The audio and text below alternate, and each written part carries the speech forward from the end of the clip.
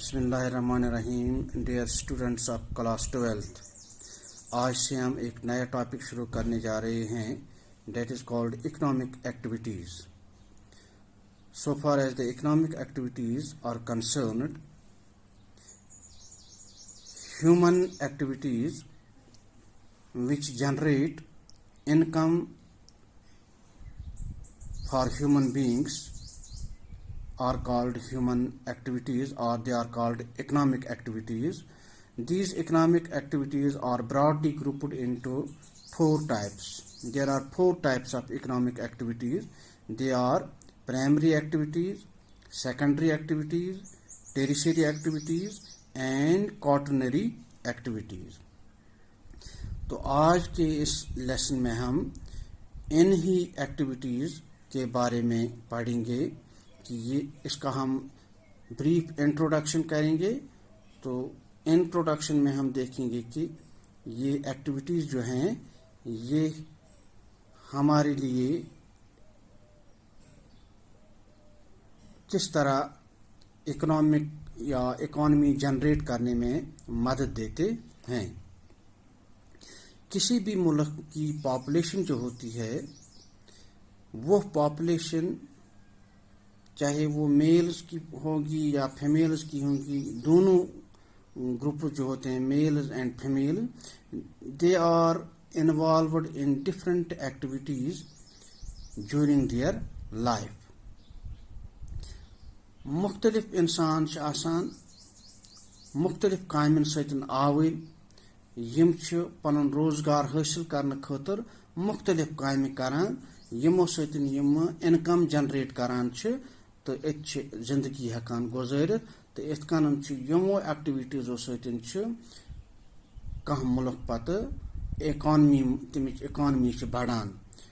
तो यम एक्टिविटीज़ यम इंसान रोजान करान, यमन एक्टिविटीज़न वनान इकोनॉमिक एक्टिविटीज़। यमन इकोनॉमिक एक्टिविटीज़न मन युस गोडनिच activities that is called primary activities.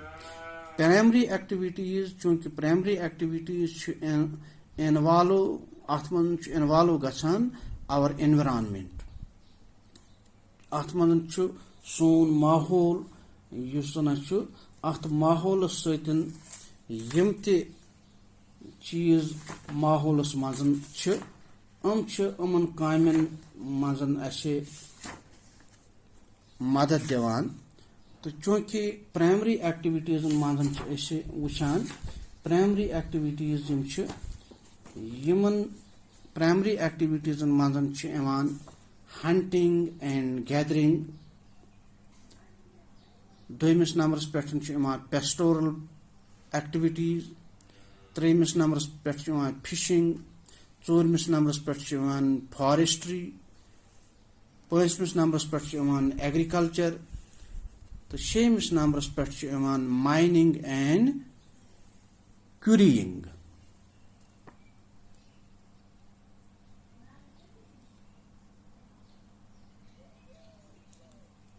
Earth's resources such as land, water, vegetation, building materials and minerals are those resources which are involved in these primary activities. अस यमय रिसोर्स यूटिलाइज करान एनवायरनमेंटिक यम रिसोर्सेज यथ मजन water land vegetation building materials minerals यम चीज involve गसान यमन एक्टिविटीजन मजन। तो यम प्राइमरी एक्टिविटीज प्राइमरी एक्टिविटीजन मजन वुचान hunting gathering pastoral activities fishing forestry agriculture या माइनिंग यम तमाम चीज अथ प्राइमरी एक्टिविटीज मजन यम Ivan.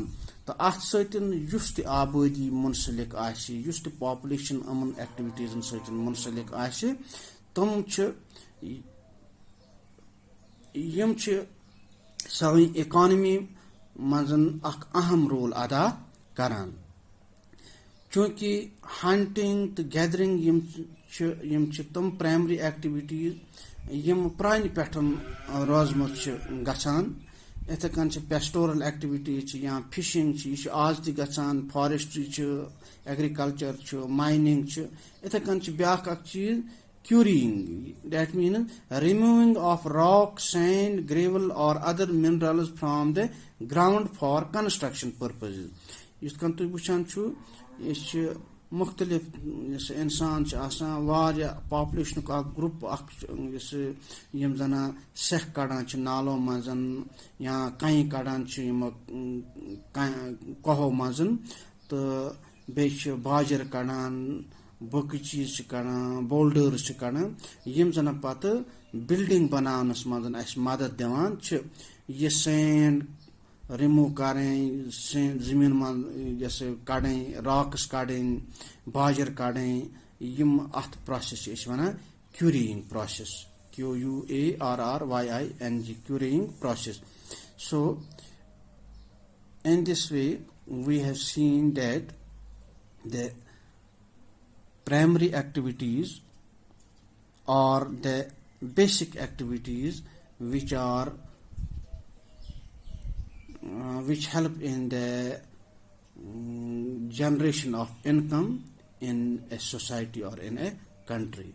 The subs paro secondary activities god paro primary activities in details jim jana asparin hunting, gathering, pastoral farming, fishing, forestry, agriculture, mining and quarrying yim paro one by one subs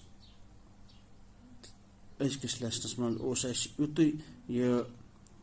introduction जना मुख्तलिफ activities economic activities introduction brief introduction दी कि चूंकि यथ मन वोन कि economic activities हसा गई तम एक्टिविटीज यम जना जनरेट करान इनकम इन ए कंट्री तो अमन एक्टिविटीजन मन चोर कस्म primary activities secondary activities tertiary activities तो क्वार्टरनरी एक्टिविटीज तो प्राइमरी एक्टिविटीज मन वो कि प्राइमरी एक्टिविटीज मन हंटिंग तो gathering pastoral farming fishing forestry agriculture mining and quarrying तो सबस परो वन बाय वन यम प्राइमरी एक्टिविटीज इन